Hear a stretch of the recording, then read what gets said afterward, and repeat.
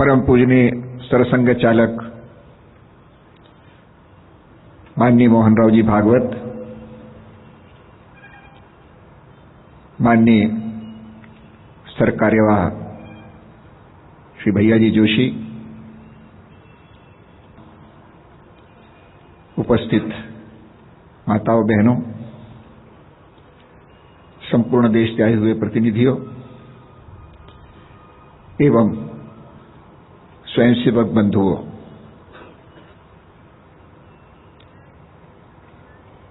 अपने वरिष्ठ कार्यकर्ताओं ने इस परिवर्तन को किसी भी उदीयमान कार्य के लिए आवश्यक माना है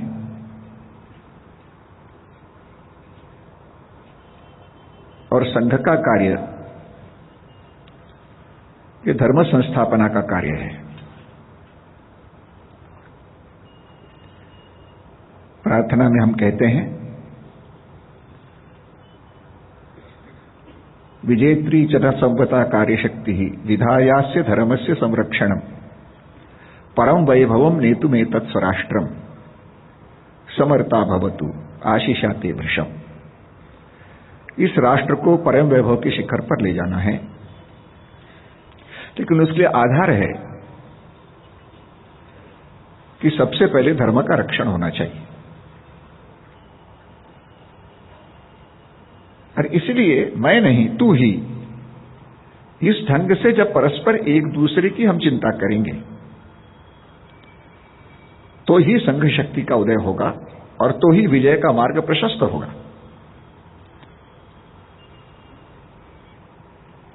संघ में वही परंपरा है। हर व्यक्ति ध्येय के लिए, राष्ट्र के लिए काम करता है। हम सब इस धर्म संस्थापना के लिए बद्धपरिकर हैं। प्रतिज्ञा भी लेता है कि अपने पवित्र हिंदू धर्म, हिंदू संस्कृति, हिंदू समाज का संरक्षण कर हिंदू राष्ट्र की सर्वांगीण उन्नति करने के लिए मैं राष्ट्रीय स्वयंसेवक संघ का गठन कर रहा हूं। और यह कार्य मैं प्रामाणिकता से, निस्वार्थ बुद्धि से, तनमन धन पूर्वक करूंगा और आजन्म करूंगा। तो इसलिए प्रत्येक स्वयंसेवक आजन्म करने का तो उस नाते से पूजनीय गुरुजी ने कहा था कि सरसंघ चालक भी एक स्वयंसेवक है। मैं एक स्वयंसेवक हूं, उनका प्रसिद्ध बौद्धिक वर्ग है। स्वयंसेवक के इस कार्य के लिए हमने कमर कसी है, बीड़ा उठाया है। लेकिन कोई भी संगठन जो होता है उसको कुछ व्यवस्था बनानी पड़ती है, कुछ व्यवस्था के अंतर्गत कुछ पद निर्माण करने पड़ते हैं। लेकिन वो पद जो हैं वो मान सम्मान के पद नहीं है, वो तो स्वयंसेवकों को संस्कारित करने की व्यवस्था है। इसलिए सरसंघ चालक का पद जो है सबसे बड़ा होने के बाद भी एक सामान्य मुख्य शिक्षक दक्ष कहता है तो सरसंघ चालक दक्ष कर देता है। ये उसकी विशेषता है, ये संघ कार्य की विशेषता है। इसलिए और सरसंघ चालक का पद जो होता है वो स्वयंसेवकों के लिए प्रेरणा, उसको हमने निर्वाचित नहीं रखा। ये संघ परिवार का प्रमुख है और जो परिवार का प्रमुख होता है वो निर्वाचित नहीं होता।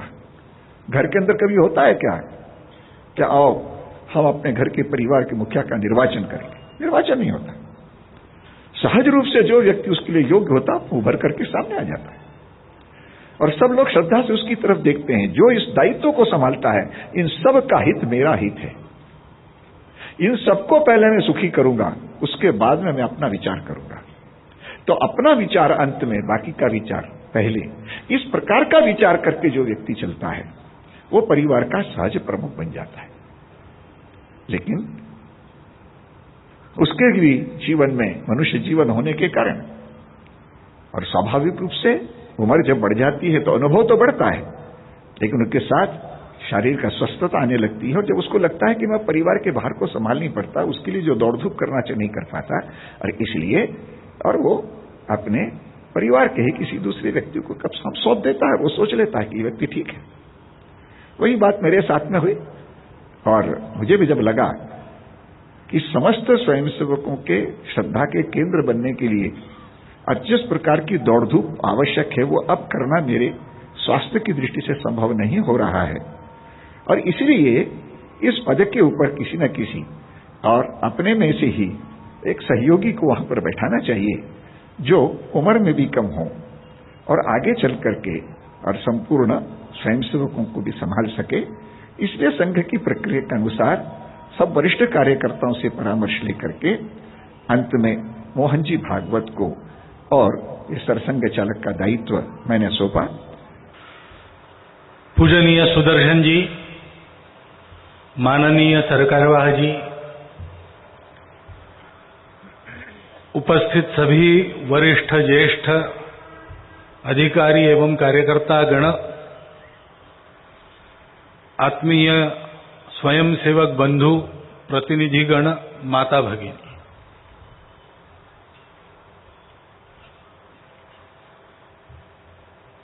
सरसंघ चालक का दायित्व अपने आप में एक गुरुभार है।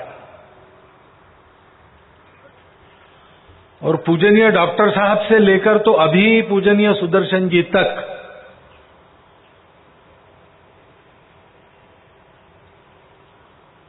व्यक्तियों ने उस पद का जो निर्वहन किया, उसके कारण उसकी गरिमा और बढ़ गई है। उस प्रकार की प्रतिभा, उस प्रकार की तपस्या, उस प्रकार का परिश्रम, यह सब अपने में है ऐसा दावा मैं बिल्कुल नहीं करता, क्योंकि मैं अपने आप को बहुत अच्छा जानता हूं और आप भी मुझे अच्छा जानते हैं। परंतु थोड़ा किसी भी अपरिचित प्रसंग का सामना करते समय स्वाभाविक हिचक होती है, थोड़ा सा भय भी होता है। इतना शुरू में होने के बाद अब मैं अत्यंत आश्वस्त हूं। उसके कुछ कारण हैं। एक तो यहां मुझे क्या करना है,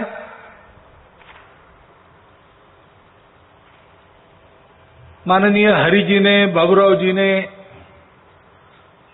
ऐसे ही पूर्व के प्रसंगों के कुछ वचन बताए। उन वचनों का उच्चारण करने की योग्यता मैं अपने आप की है ऐसा नहीं समझता, परंतु मेरे मन में एक बात आती है। 83 वर्षों की लंबी परंपरा के बाद एक सिद्ध कार्य पद्धति के अतिशय कुशल और सफल प्रयोग के बाद अब नए सिरे से करने लायक मेरे लिए क्या है। संत तुकाराम महाराज की एक उक्ति है, थोडीले भांडार मराठी में, धन्याचा तो माल मी तो हमाल भारवाई। उस परंपरा को आगे बढ़ाना है। सरसंघ चालक जी के पूजनीय पद की गरिमा और जिन श्रेष्ठ पुरुषों ने अभी इस क्षण तक उस परंपरा का निर्वहन किया, उनकी तपस्या, इसके परिणाम स्वरूप वो विक्रमादित्य का सिंहासन बन ही गया है। और मुझे करना क्या है, आपके तरफ से बोलना है। हमारे घर में 3 पीढ़ी से संघ कार्य चल रहा है, वैसे हमारे घर में 3 पीढ़ी से वकालत भी चल रही है। तो मैं लॉ कॉलेज में गया नहीं, लेकिन दूसरों की तरफ से बोलने का थोड़ा थोड़ा मुझे भी आता है। एक इतिहास में प्रसंग हुआ, सुना मैंने, वो याद आता है कि दूसरे महायुद्ध के पश्चात इंग्लैंड के दूसरे महायुद्ध के नायक थे चर्चिल, उनका अभिनंदन हुआ और कहा गया कि इन्होंने इतना पराक्रम किया है कि he is the lion of great Britain. Great Britain के, हमारे देश के ये शेर है। तो अपने उत्तर में भाषण में चर्चिल ने कहा कि I was not the lion, you were the lions, I only roared for you. शेर तो आप लोग थे सब, आपके तरफ से गर्जना करने का काम मेरा था। सरसंघ चालक जी की आवाज बुलंद होती है और सरसंघ चालक जी की आवाज दुनिया सुनती है, कब होता है? जब सामान्य स्वयंसेवक शाखाएं ठीक चलाता है, अपना काम ठीक करता है। तो आप सब लोगों की शक्ति इस पद में काम कर रही है, इस पद की और तपस्या रूप जो अवस्था बनी है वो काम कर रही है। तो मुझे चिंता करने का क्या कारण है? मुझे केवल वो पत्थर बनना है, वो भार ढोने वाला कूली बनना है और संघ में बताया हुआ काम करना है, तो मैं करूंगा और काम होगा। काम होगा ये निश्चित है, क्योंकि किसी भी कार्य के सफल होने के लिए जितने घटक आवश्यक है वो सब के सब अपने संघ कार्य में पहले से विद्यमान है। गीता में श्लोक है, अधिष्ठानम तथा कर्ता करणम च पृथक विदम विविधाश्च पृथक चेष्टा दैवम चैवात्र पंचमम। हमारे पास एक शाश्वत सत्य अधिष्ठान है, जिस सत्य के आधार पर अपना संघ कार्य चलता है। वो क्या है? हिंदुस्तान हिंदू राष्ट्र है।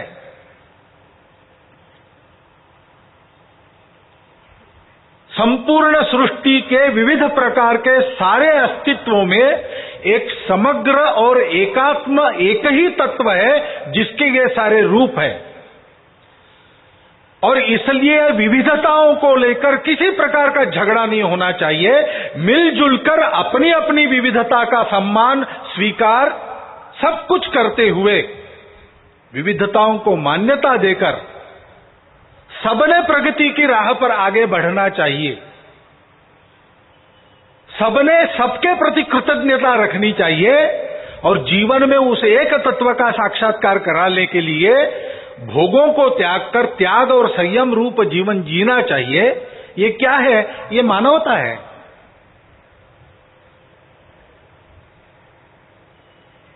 इसी को बंधुभाव भी कह सकते हैं। इस विचार का प्रथम साक्षात्कार और इस विचार का प्रत्यक्ष जीवन में अभिव्यक्ति रूप विकास संयोग से इस हमारे देश में हुआ। समुद्र वेष्टित हिमालय के किरीट से मंडित हमारी मातृभूमि के अंदर हुआ।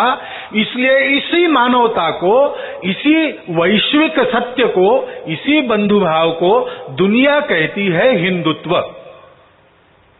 वो हमारी पहचान है,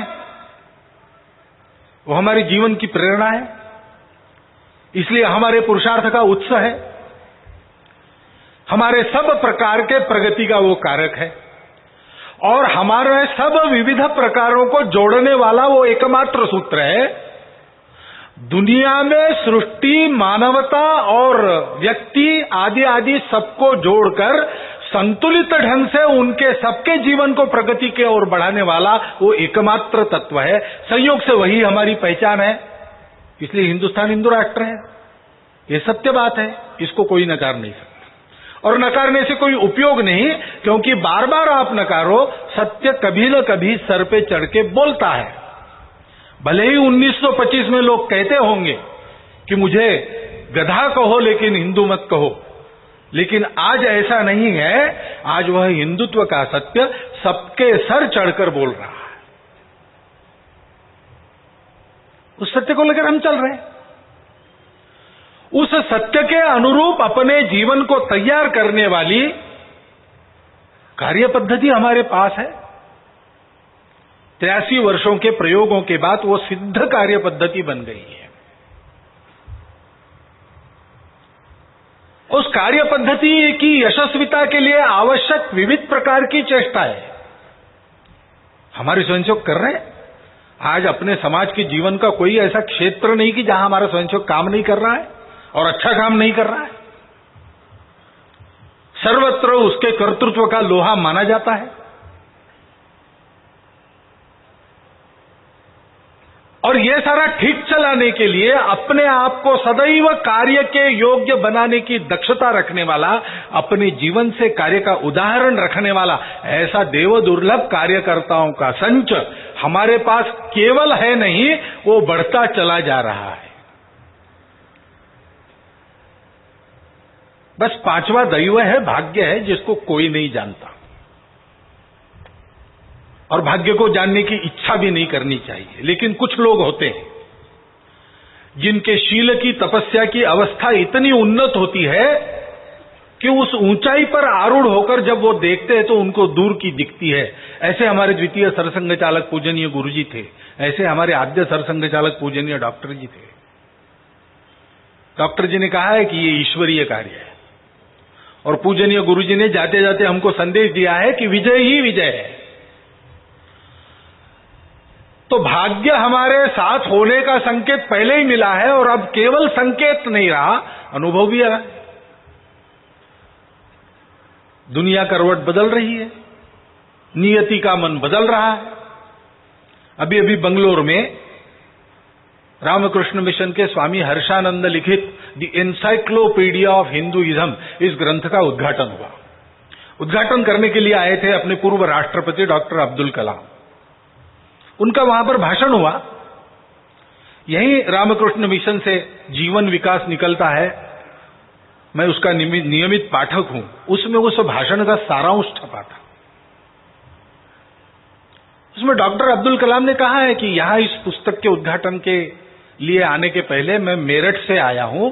मेरठ में एक एकत्र हिंदू परिवार में मैं रहा, 50-70 लोग उस परिवार के एक साथ रहते थे, बहुत आनंद, बहुत शांति। मैंने पूछा क्या है, तो उन्होंने बताया कि हमारी हिंदुत्व की हमारे घर में चलती आई हुई परंपरा है, हमारे संस्कार है।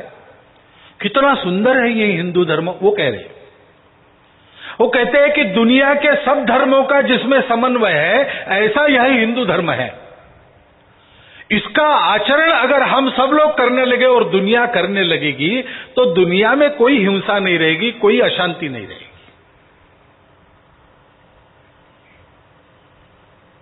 ये डॉक्टर अब्दुल कलाम कहते हैं। और उस हिंदुत्व के आधार पर आधुनिक जीवन खड़ा होने की आवश्यकता है, यह भी बात अब दुनिया मान रही। सितंबर में मैं कैरिबियन देशों में प्रवास के लिए मुझे भेजा गया था, तो गयाना में गया। पहला प्रवास गयाना का था। अब हमारे बिना कहे संघ की दुनिया भर में प्रसिद्धि करने वाले अपने कई विरोधक हैं, हम उसके लिए उनके कृतज्ञ भी हैं। उन्होंने मेरे जाने के पहले ही वहां प्रसिद्धि कर दी कि कोई भयंकर संगठन है संघ के नाम का, आरएसएस नाम का हिंदुस्तान में, और उसका एक जनरल सेक्रेटरी आ रहा है, चर्चाएं चलने लगी। तो वहां के एक संपादक में जो थोड़े बहुत संपर्क में थे, अपनी जानकारी वगैरह लेकर एक अग्रलेख लिखने का सोचा। वहां के प्रमुख गयाना टाइम्स नाम का वृत्तपत्र चलता है वहां, उसमें। और संयोग से मेरे जाने के अगले दिन अमेरिका का आर्थिक पतन शुरू हो गया, पहली पहली खबरें आने लगी। तो उन्होंने अपने अग्रलेख का प्रारंभ ये किया है, दुनिया क्या सोच रही उसके बारे में। उसको विस्तार पूर्वक देखना है तो मार्च का रीडर्स डाइजेस्ट पढ़ लीजिए। उसी की प्रस्तावना उस अग्रलेख में थी। उन्होंने कहा कि भय, भोग और एकाधिकार के आधार पर चलने वाली कोई व्यवस्था उस व्यवस्था की जन्मदात्री अमेरिका में भी नहीं चल सकती, ये अब सिद्ध हो गया है। लेकिन ऐसे संपन्न देश गरीब देशों पर उस व्यवस्था का डंडा चलाने के लिए काम करते हैं। उसकी प्रतिक्रिया में वहां के मिट्टी के विचार को लेकर कोई ना कोई संगठन वहां खड़ा हो जाता है और अपने देश की पुनर्रचना अपने स्वत्व के आधार पर प्रकृति के अनुकूल करना चाहता है। भारत में ऐसा एक संगठन राष्ट्रीय स्वयंसेवक संघ है। तो ये दो प्रसंग छोटे छोटे ऐसे अनेक हो रहे हैं, हम सबको उसका अनुभव है। और इसलिए काम बढ़ना ये निश्चित है। ईश्वरीय कार्य होने के कारण सफल होना ये निश्चित है। हम सबको लेकिन उसके अनुसार चलना पड़ेगा। समय को देखते हुए अपने अपने और गुणवत्ता को बढ़ाना पड़ेगा। अपने विचार के अनुसार जीवन व्यवहार के अनेक प्रतिरूप मॉडल्स खड़े करने पड़ेंगे। ये सारे काम हम कर रहे हैं। और समय जैसे जैसे आगे बढ़ता जाता है वैसे वैसे अपने स्वरूप में जितना अंतर करना पड़ता है उतना करना पड़ेगा। हमारे पास वो गतिशीलता है, हमने उसका परिचय बारंबार दिया है। हम जमाने के अनुसार बदलने वाले सबसे पहले नंबर के संगठन हैं। सबसे ज्यादा प्रागतिक, सबसे ज्यादा डायनामिक कौन होता है दुनिया में? राष्ट्रीय स्वयंसेवक संघ होता है, जो अपनी प्रार्थना भी बदल सकता है, जिसमें और सरसंघ चालक अपने आप को बदल देते 5 मिनट में। इतनी सहजता से परिवर्तन कर सकने वाला अपना संगठन है, और इतनी सहजता से आवश्यक सब परिवर्तन युगानुकूल करते हुए भी अपने शाश्वत को कायम रखने वाला अपना संगठन है। जैसे कोई बड़ा वृक्ष तूफान में हवा के अनुसार लचीला बनते हुए भी अपने मूल को जमीन में पक्का रखता है, रंच भर भी अपनी जगह नहीं छोड़ता। 83 वर्षों से ऐसा काम हम करते चले आए, और सब मिलकर वही करना है। करते समय आपकी ओर से मुझे बोलना है, और इसलिए विश्वासपूर्वक मैं कहता हूं कि इस सारी दायित्व का निर्वहन आपकी इच्छा के अनुसार मैं करते रहूंगा। और हम सब लोग मिलकर एक टीम है, इसलिए एक दूसरे की त्रुटियों को संभालकर आवश्यक गुणवत्ता का प्रदर्शन करते हुए हम इस सारे परिवर्तन के लिए, विचार हमारा बहुत सत्य है, अच्छा है, तो भी दुनिया में उसके आधार पर परिवर्तन लाने के लिए शक्ति का आधार चाहिए। उस शक्ति का निर्माण शीघ्रातिशीघ्र कर लेंगे, इस विश्वास के साथ ही आप सबने दिया हुआ गुरुभार स्वीकार करते हुए, आप सबको विनम्रता पूर्वक प्रणाम करते हुए और आपके साथ चलने का मेरा निश्चय जाहिर करते हुए मैं आपसे सहयोग की अपेक्षा करता हुआ मेरे 4 शब्द समाप्त करूं।